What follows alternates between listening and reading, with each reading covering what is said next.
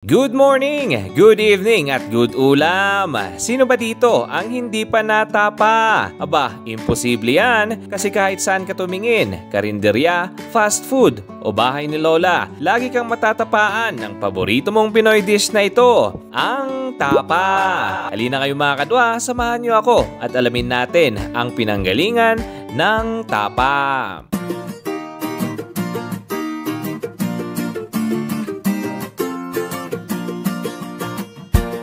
Pero teka, ano nga ba ang tapa at bakit tapa ang tawag?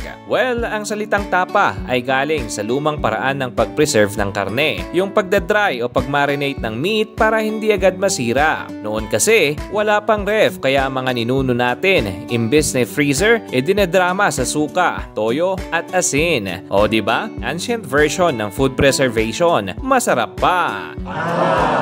Ang classic Pinoy tapa ay gawa sa beef, pinapalamanan ng toyo, suka, bawang, paminta at minsan may konting asukal para balance ang alat at tamis. Yummy! Tapos iprito hanggang sa maging malutong sa labas pero juicy sa loob. Parang relasyon na crunchy outside pero soft inside. Charot! Okay.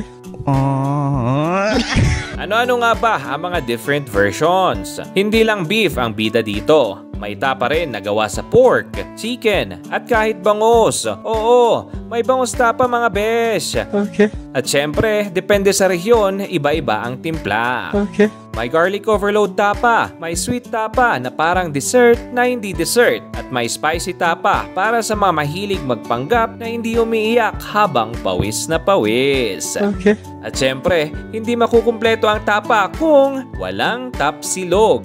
Tapa plus sinigang plus itlog equals tapsilog. Ito na siguro ang pinaka-famous combo meal sa buong Pilipinas. Kahit 3 AM, may makikita ka pa rin nagtitinda nito sa kanto. Walang pinipiling oras, parang kapitbahay mong mahilig mag-video okay. Ano-ano nga ba ang mga benefits? Ngayon, baka sabihin nyo, oily naman yan, paano naging healthy? Well, teka lang, ang tapa ay source ng protein na pampalakas ng muscles at energy. Yung bawang at suka sa marinade, may health benefits din, pangpatibay ng immune system at pangbawas ng bad cholesterol. At pinaka-importante, ang tapa ay pampasaya ng puso, lalo na pag gutom ka. Fun facts, alam nyo ba, ang tapa sa ibang bansa like Spain at Latin America, iba ang ibig sabihin. Minsan appetizer or small dishes siya. Pero dito sa Pilipinas, full meal talaga. Walang tipid-tipid. At dahil Pinoy tayo, may creativity tayong dinagdag.